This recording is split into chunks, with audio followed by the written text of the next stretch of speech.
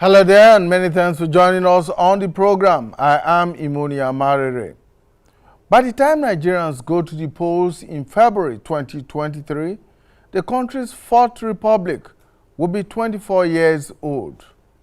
It's arguable whether the last 24 years of democratic practice have lived up to the expectations of Nigerians in terms of basic governance and developmental needs, and or measured up to global best democratic standards. There is a school of thought today which holds that there exists a gulf between democracy and governance.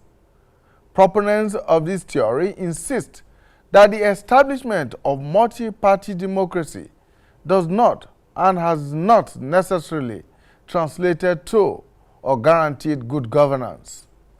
Many countries of the third world, they say, justify this position, including Nigeria, that continues to wobble and fumble almost a quarter of a century after its return to democratic rule. The principal state and non-state actors in the governance enterprise possess the required skill sets for the interaction of democracy and governance to happen. What are the similarities and differences between democracy and good governance? What is the relationship between good governance and democracy? Does democracy ensure good governance? Can good governance strengthen democracy? Experts at the U.S. Institute of Peace say democracy, and I quote, embodies responsive and responsible governance, rule of law, human rights, civic participation, and peaceful transfer of power through electoral processes. Now, given the rancorous nature of Nigeria's politics, what can and should be done to consolidate democracy and secure a sustainable future for Nigeria? These are some of the questions we will be attempting some answers to as we begin our conversation on democracy and governance. We'll be back in a moment to meet our guest analysts, our studio guests, who are right here with us. Stay with us. All right, time to meet our guests who are right here in the studio. First, from my far left is Professor Sylvester Odion-Ahene. Professor Ahene is a professor of comparative politics at the Lagos State University in Lagos, Nigeria. Thank you so much for joining us. Thank you for having me here. Professor Ahene is also chairman of the Board of Trustees, Center for Constitutionalism and Demilitarization. He's joined by Mr. Osage Idehen. Mr. Idehen is a political analyst. Mr. Idehen, thank you so much for finding time to join us. Thank you for having me. Welcome. So, Mr. Ahene, Professor Ahene, let's begin with you. We have, as a country, experienced almost 24 unbroken years of democracy and civil governance. Let's establish first and foremost whether or not there is a linkage between democracy and good governance. I think that democracy is fundamentally an element of governance. When you say good governance, it's a different category of idea. But the first point to make is that democracy is a fundamental element of governance. Governance, as you know very well, is quite complex. It encompasses democracy. It encompasses all those processes that lead to the establishment of equilibrium, in society in terms of balancing of the interest of social forces within the society. And that is why governance is much more deeper, than democracy. When you have democracy, which entails majority rule, you are meeting, of course, the interest, the preferences of the majority in society. So it is a fundamental element of good governance. But when the various interests, you're able to navigate those interests in ways that, more or less, they're happy with the system, then you can talk about good governance, in terms of accountability, not just being responsive, accountability, meeting, the basic demands, of society. So when you're able to do that, obedience to the rule of law, people are not, being witch hunted, by state status, you can talk about, good governance. And accountability in terms of the management of economy. Because economy it's a very strong, substructure of society. So once the economic, dynamics are also right, then you are, you are achieving what can be called governance. If you like, you then qualify it with good. You have good governance. Mr. Dehan, having established that democracy is the rule of the majority, let's look at the most third world countries where there are democracies, and whether or not democracy has over time, and especially so in Nigeria in the last 23, 24 years, where democracy has actually served the interests, the needs, and the aspirations of the larger majority of people. To me, democracy is an element of good governance.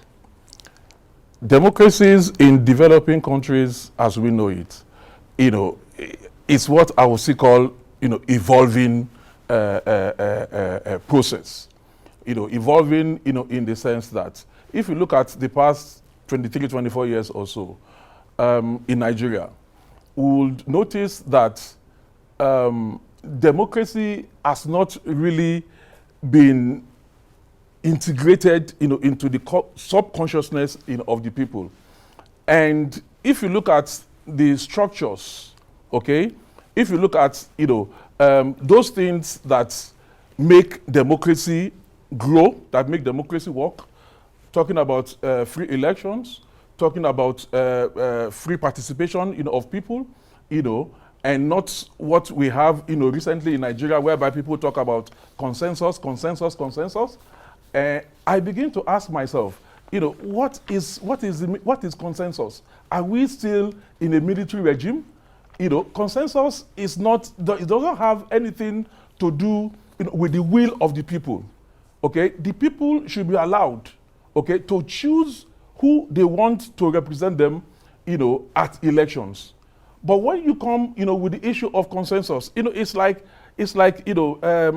robbing Peter to pay Paul, and at the end of the day, who benefits from such arrangement, that is being made? It is not the people. It is not those that elect the leaders, of the country. It is the people that are, as it were, lifted up by the so-called cabal or elite, in the society. It is not a reflection of the people's will. So, to me, for democracy to really thrive in third world countries, and especially Nigeria, it should, people, should be allowed to really participate in the process. And if that will lead to good governance, is another story to tell at the end of the day.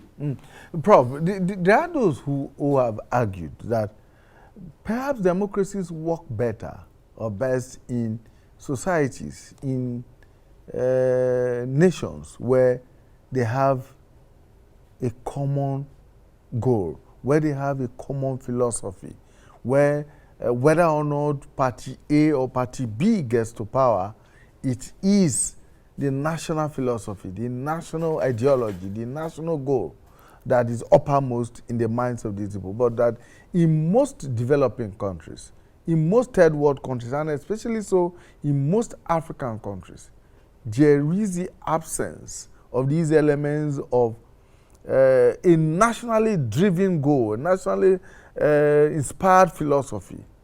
And so everyone who comes to the table brings to the table his or her worldview, her interpretation of what the national objective should be.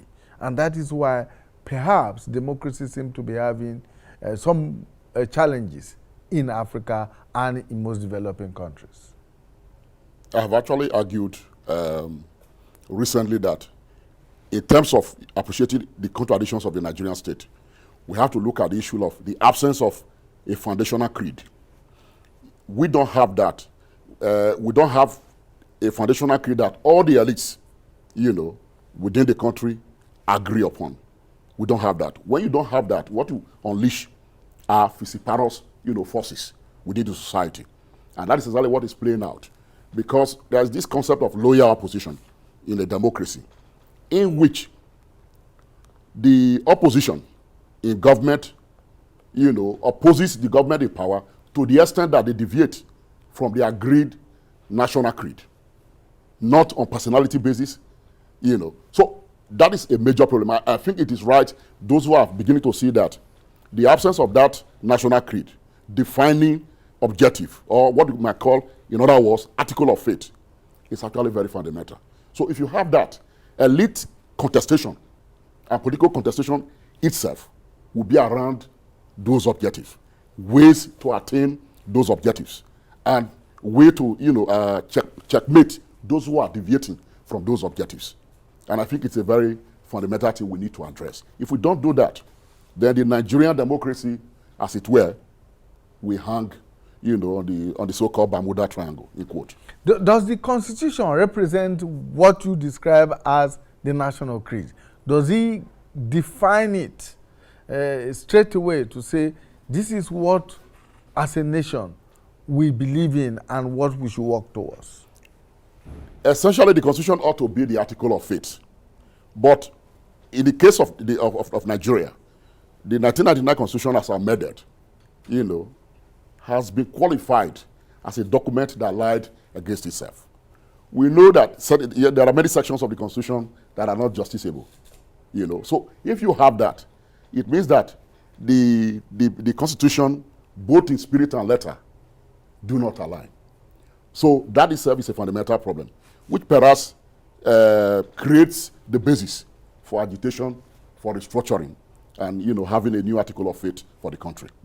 Mr. Den, how critical, how fundamental is a national creed to a nation's democratic growth and development? It is very, very essential. It is very, very needful. But in a society where there is no ideology, I don't believe that we workable. If you look at the PDP, while PDP was in power, the APC, they came up with so many things. They accused PDP of embezzlement, corruption, everywhere, and they seemed to know it better, during those days. But when they came to power, we have not, seen anything, different in terms of policy and in terms of democratic dividend, okay?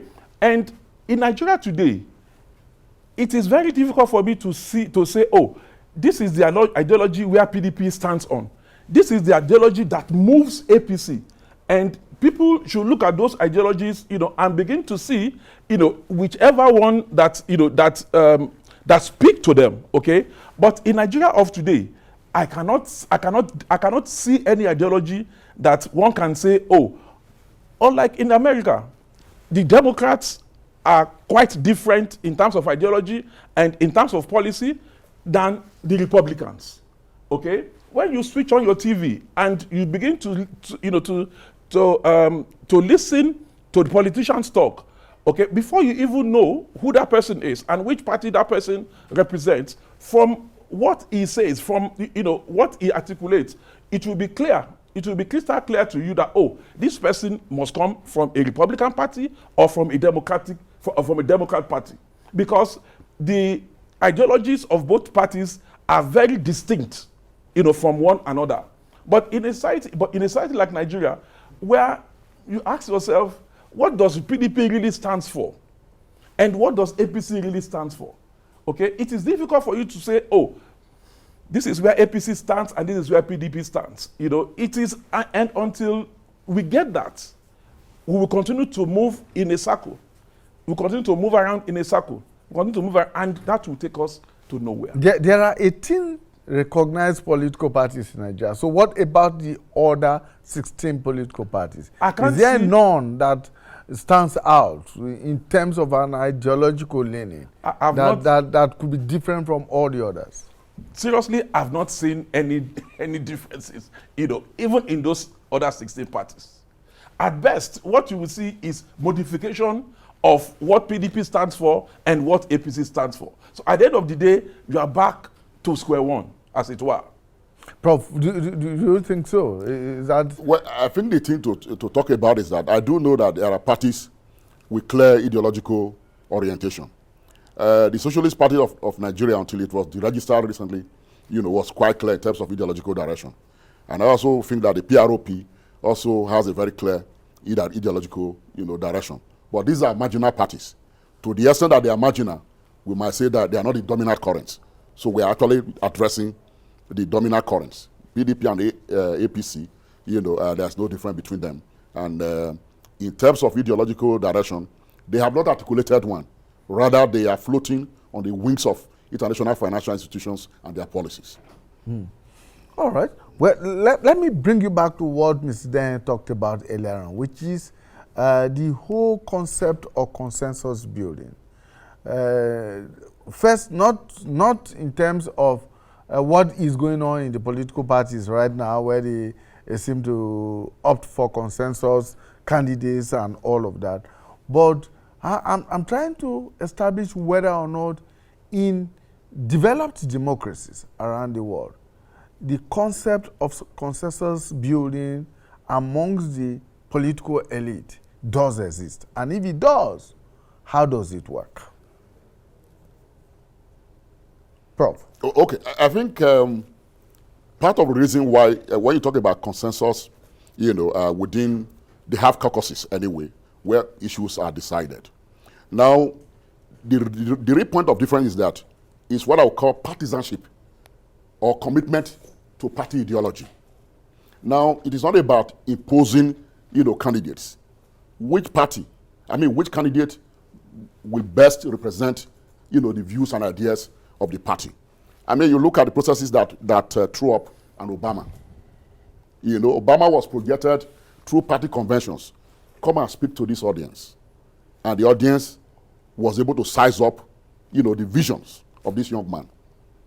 And so he grew through the party and had the opportunity for what I would call internal assessment by the party, members. And eventually, he became the presidential candidate of the Democratic Party. But that is not the case here. Here we are foisting, I'm trying to looking for the right word, mediocrity, on the party. People without integrity. What is the criteria? There are no set, criteria for, imposition of candidates or for reaching a consensus.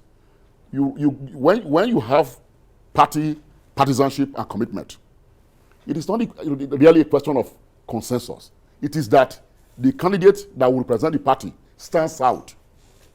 And so based on certain quality, the candidate readily recommend itself to the party and will win the support of the party.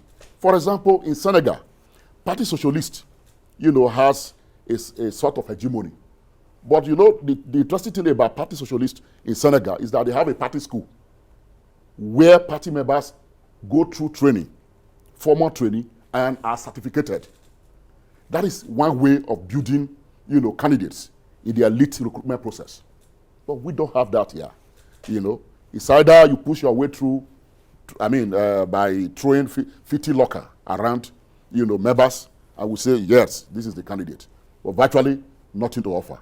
Even when you want to impose candidate, you can actually do internal, democratic auditing, in which of all the aspirants, their track records, everything will be examined, and to say, in my opinion, this would be the best candidate to represent our party. But none of these, processes, was followed. Yeah. Yes, go ahead. You mentioned, internal democracy. I also want to believe, very strongly, in that notion, internal democracy. If internal democracy exists in all the major political parties, then there will not be any need for consensus. Okay? If candidate A says that, oh, these are my programs, these are the things, if elected into power, these are the things I will do for the generality of Nigerians. Okay? And party B says that, oh, no, this is what I want to do. I want free education, at all levels.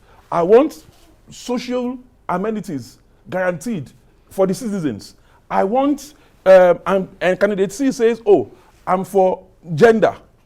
The women have long been ignored in the political process of Nigeria. It is time to gradually integrate them, okay, into the political structure of Nigeria.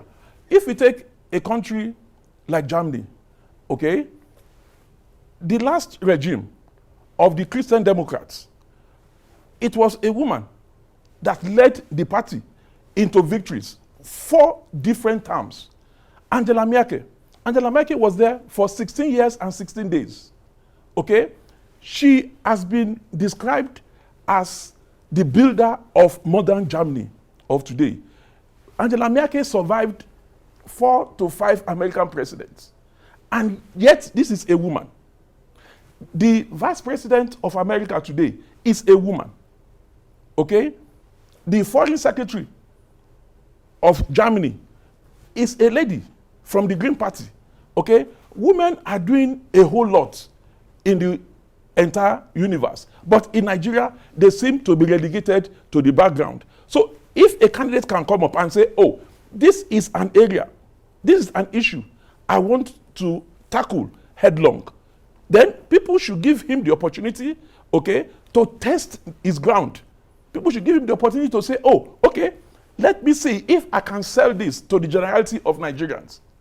But a consensus candidate, okay, who may not share in those principles, if it's or she is being thrown up, then that would deny people from having an alternative candidate that they can vote for. Let's do some more of this comparative analysis around elite consensus. Is it possible, from your experience from other climes, is it possible that in Nigeria we can have the political elite build a consensus around a developmental agenda, an issue that will, of course, touch on the lives and livelihoods of the greater majority of Nigerians, in spite of their political, ideological differences, if any? Is that possible? Do we have such situations in other climes that we can, if not borrow, but import into our political life, by our political elite? I think the point to make, really is that building consensus around a minimum program is possible. But it's also not possible in the absence of the foundational creed that I talked about. When you have that, a foundational creed, which of course will also encompass the development, trajectory of the country, then it is then possible for elites from different political parties, to build a consensus around a minimum program, that they can pursue to advance the development of the country. But in its absence, it becomes impossible. There is no center, to rally around. And that is why, conceptually somebody has, said, look, we have democracy, but not development. But even at that, you can qualify the democracy, maybe procedural democracy and not development. So that's the Nigerian, dilemma. But again, it's not a mechanical process, because there has to be contestation of social forces for that kind of, convergence around a development agenda to arrive, to be achieved. You just talked about procedural democracy. How is that different from democracy for development or developmental democracy? the difference is essentially this. Procedural democracy can be best understood in the context of, mainstreaming of liberal democracy by the Western world, in developing countries. Now, when you have procedural democracy, while authoritarian regimes go through elections, irrespective of the merit of the electoral process. So when you have leadership emerge from that process, it is sheer procedural, or it is merely procedural. That's one point. But when you have a developmental democracy is people-centered. It's people-centered. And, of course, it has a clear development agenda. How to move the country from point A to point B. How to empower the general citizenship. Those are the issues that are involved when you talk about development. Empowerment of the citizens, burnishing of the image of the country, rebranding of the country altogether, and infusing, a vision of development and a vision of well-being, for the broad, citizens of that society. Which of these two, Mr. Iden, have we had in the last 23 years? That was exactly... Or a mixture of both? That is exactly what has been going through my mind. I've been trying to think and say that, look, PDP, APC, do we really have the generality of Nigerians, really gotten this dividend of what we call dividend of democracy? That is the basic question. I don't know. I can't answer that question because to me it is like same of the same. Okay, when PDP was there, it was the same noise. When APC got there, people. I mean, look, you don't need to be a prophet to know what is going on the street, how people are suffering, the inflation, the hyperinflation, in the country of today, okay? And these are still the same people that say they want to come back to power.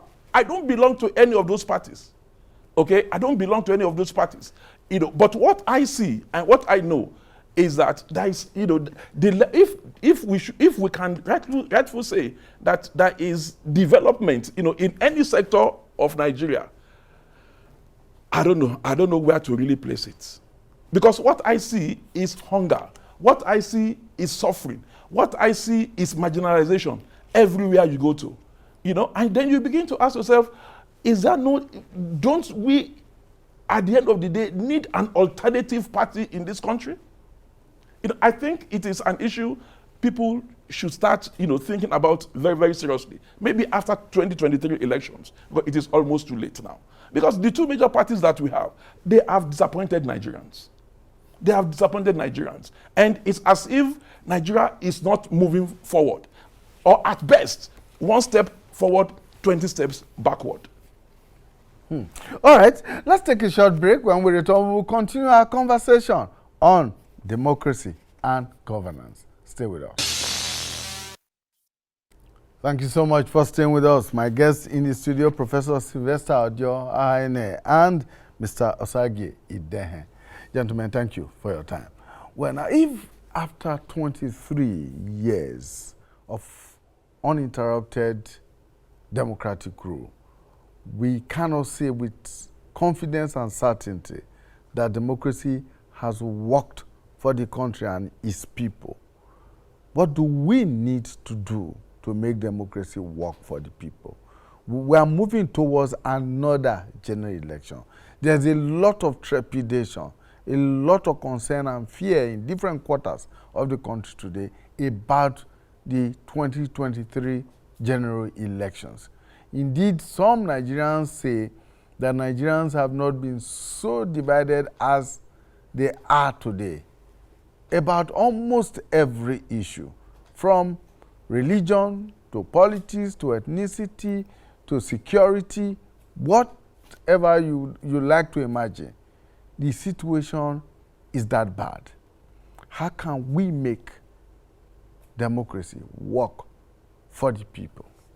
I think it is true that the last 8 years or thereabout has deepened the contradictions of the Nigerian state. Disunity in the country, a high level insecurity in the country, People can't travel. You can't travel. You travel by air, you are afraid. You travel by railway, you are afraid. You travel by road, you are afraid. We have never had it this bad, in the last decades, in this country. But I think that the way to go is that as you have, new elites, whether of the old guard agitating, to lead the country, we must bear, I think, two fundamental points. One is that there has to be an elite purge. There has to be an elite purge. Two, Nigerians must look out for state-building elites. State-building elites. Those who really want to build Nigeria as one country, based on what Chief Attorney Nauro calls equitocracy, justice, in this country. If we don't do that, elite purge will mean that all those, elites that have made the country look big for nothing, to borrow the words of Cardinal Ozeaku, must be out of the political scene. And we must therefore use our power, our voting power, to elect nation-building elites. Those who can bring Nigerians together as one people. Those who can make development as the focus, of state policy and planning. Those are the kind of elite we need to lead the country, beginning from 2023. Where do we get such set of Nigerians from? Is it from the same political parties that we say do not seem to have an ideological focus? If I can come in. No, I don't want to. Okay. Sorry. Very, very briefly. You see, what I've always been arguing, about is this. Yes, elite purge is absolutely necessary in this country at this present time. Okay. But the problem is the system. How will the system ensure, that those elites are really purged by people going to the polls and voting them out? Do we have in this country an electoral process that is credible? Do we have in this country what they call one man, one vote, whereby you will see on that polling day people snatching the ballots? How can we ensure that indeed the people who the right to elect their leaders really rest upon actually vote and their votes counted on those election days? I think that is an issue, we should seriously look into before thinking of whether the elites should be purged or how the elites should be purged. Because it is the process, that will lead, to that area that we want to go, or to those policies that we want to enthrone. Let me come in. I have no illusions when I use the word elite purge. Because in the field of politics, it is about social contestation. It's contestation of forces. It is when forces contest, that you have a new thesis. And that is the point I'm making. So if we talk about elite purge, one way of doing so is to use our electoral power. The voter's card. That's our electoral power. We know the limitation of the process. We also are not talking about easy victory, but we are talking about a long-term struggle, appropriating whatever window is available to advance, the democratic space in ways that new elites can emerge. That is the point I have in mind. Of course, we know the contradictions of the process, but you cannot say because of that, you give up. We can't give up. We have to continue to make that point. And there is this thing in democratic theory, I think was it Larry Diamond who talked about, reformers within the political process. Within the elites, you have the stamp-patters, those who are so enamored of the system and they want the system to remain. But there are those who are saying, look, if we don't reform, these contradictions of the system can consume all of us. And that is also, one of the ways in which social forces are counterbalanced in the struggle for political space. And I think that elite purge is possible. Do we have in the system right now reformers who think the way Diamond speaks about. Those who think, for instance, that if we do not reform, we will all perish. I think there are, even though we do not have a census of who they are. But I think that when we talk to ourselves, outside former, forums, we do know that such elements exist, and that when the opportunity, comes, they might make good of it, So they are there, and the strength of voice that they have will also depend on the realignment of forces. Now, would you count among those reformist forces, those, for instance, who are agitating for a restructuring of the Nigerian state? Yes, if you ask me, they are reformers. They are reformers because, as I said, a country without a foundational creed, I'm almost convinced that cannot move forward. And so those who are asking for restructuring, they want a basis, for the establishment of that foundational creed, which can be the basis of moving the country forward. Mm. So what are those skill sets, Mr. Edenhe? What are those skill sets that one should look out for in trying to reform the system, in trying to get what Prof describes as elite purge carried out? What would be the skill sets that you want to see in the new set of persons who are ready and prepared to get the system working and going? Like you rightly said, such people can be found outside formal discussions, and because even the elites talk to each other, okay, and those that don't belong to that class also talk, to one another, and what they have, it's basically, to me, it is simply patriotism.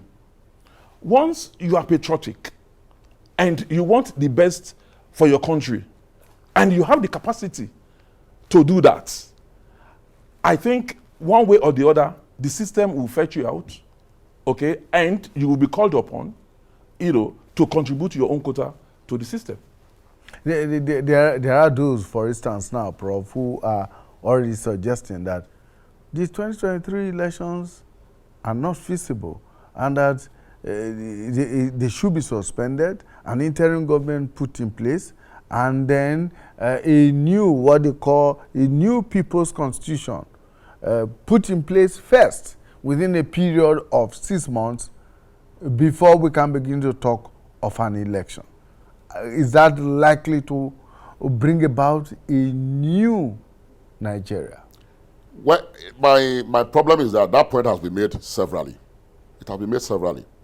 But a few months to 2023, my fear is that, we might be, I don't want to use the word might. It is indicative, of an anarchical future, in terms of transition. But I think that there's nothing wrong about the call for restructuring and all of that. But, even the government in power, has the capacity to convoke a sovereign national conference. We have seen the dynamics, how they have worked out, elsewhere. But I don't think that we should create a vacuum, or we should give a basis for those who want to sit tight in power, the opportunity to remain in power. Whichever way you look at it, creating a vacuum will unleash, an uncontrollable anarchy, on the country. And as you know, for a badly divided country at this point, only God knows what we could harvest. Mm. Mr. Edenhe, against the backdrop of our many security challenges in the country today and the heightened political atmosphere, do you think that an interim administration or an interim government is a viable option at this point in time? I don't believe so. First, interim government is non-democratic. And it's like we are moving back if we decide to, put up an interim government because we want to put certain things in place. How are we sure that the interim government will succeed in doing that in 6 months? How are we sure that we will not experience Shoneko Abacha incident? How are we sure that the people will even accept an interim government? Okay, because look, again, like I said, it is very, very undemocratic. And I believe, Nigeria should not be thinking of moving backward, but moving forward. Sovereign National Conference, the idea has been mooted in the past several times. Okay? Even the present government in place mooted that idea. And we also saw where it landed. So, to me, it is a laudable idea, but going about it through interim national government is not the way out. Well, I can't let you go without commenting on a very recent development, which has to do with the state pardon granted to some convicted political office holders by the National Council of State. It has elicited a lot of comments from different quarters across the country. There are those who say this is a glorification of corruption. And there are those who also say that, look, this is not the first time that we are seeing state pardon for convicted public officials and all of that. Well, and others are saying, look, it is the death of the anti-corruption crusade of this present administration. What are your thoughts? I don't think that there's any anti-corruption work going on in this country. Beyond that, the state pardon is plea bargaining by other means. That's what we have just seen. And reconciliation of, looting elites by the state itself. That's what we have witnessed. And it does not, augur well for the country. The fight to restore accountability to our system, the fight to restore integrity, to our system, and to ensure that public officers are responsible to the people and respect the constitutions and the laws of the land. I think it is a subversion of our democracy with all its crookedness. Beside that, my thoughts. When I heard the news, I thought it was a joke. Like what Femi Falana said, with due respect, then everybody should go about and be stealing. Okay? And you steal as much as you can.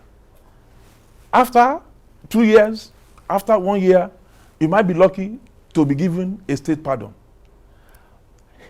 And being done by a party that believes that a party that rode on anti-corruption into power, to me it was ridiculous. My friends have been calling me from Germany, from America, from all over the world, and have been asking me questions. Is it really true? Is it really, did they hear it well? Where is Nigeria moving on to? What is really going on in your country?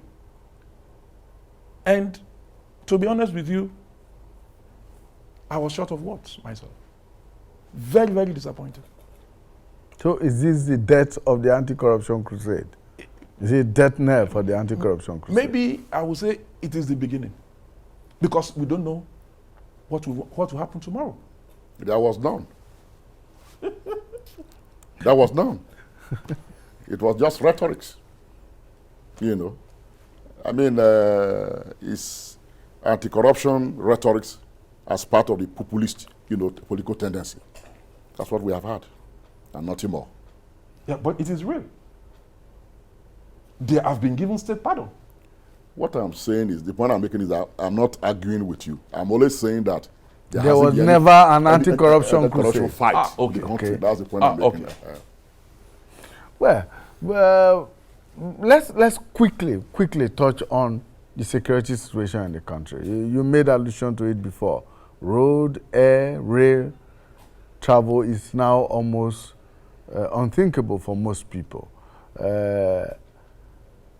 And we are going into an electioneering period where politicians will be crisscrossing. They are already crisscrossing the country, campaigning again and all of that. What, in your estimation, needs to be done to arrest the current situation? Because from north to south, from west to east, the situation is the same in different degrees of insecurity. You have you have made a very fine point, but I think what it should be argued differently, that on this issue of insecurity, the Nigerian state is living a lie. The currents of insecurity in this country, are well understood by even the layman. So this is a case of the state,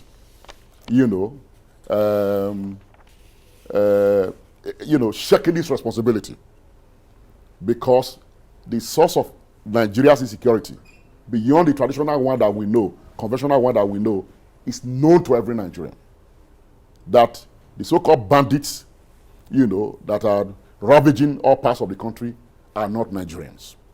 Why a government, even when Nigerians on their own want to act, you have a state that is minding the same bandits and is saying people should not fight against these bandits. So that's the problem. So the Nigerian state is lying, is living a lie, and is being hypocritical as far as this battle is concerned. I can't claim to know the Nigerian security forces too well, but I know that the bandits, wherever they are not forces that cannot be dismantled by the Nigerian security forces. We know people within the security forces who have spoken about the truth of this insecurity in this country. Until the state minders of the bandits and so-called insecurity phenomena in this country are dislodged, we will never be able to deal with it. Mr. Adehe, your thoughts on the insecurity? Insecurity problem in Nigeria did not start from yesterday. It has been with us for quite a while. During the regime of Jonathan, we had insecurity in the Niger Delta. Even when Obasanjo was in power, we had the, insecurity problems also in that particular, region. So it is not as if we are new to this phenomenon. It has always been with us.